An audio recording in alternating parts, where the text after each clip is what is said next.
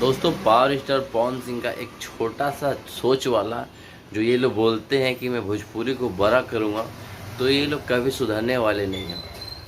छोटे चोली लेला पहुना इस तरह का, मतलब क्या जीजा साली का रिलेशन इस तरह है बिहार में, यूपी में, हमारे यूपी में जो इस तरह की लोग दर्शाते हैं। तो ऐसे ऐसे कलाकारों को चप्पल से मारना चाहिए, जूता से मारने के दरकार है। कहीं भी मिलता है स्टेज पे अंडा फेंक के मारिए ऐसे कलाकारों को, चाहे कोई भी हो। ये लोग मतलब क्या है, तुम लोग कमाने के लिए, बिजनेस के लिए कुछ भी करोगे, इस तरह से भोजपुरी को बदनाम करोगे।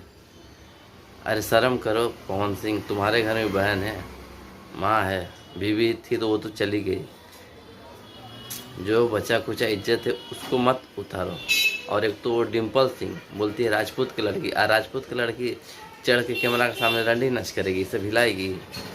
एक ही साल में 2 गुना हो गया, क्या 2 गुना हो गया? शर्म करो, शर्म करो,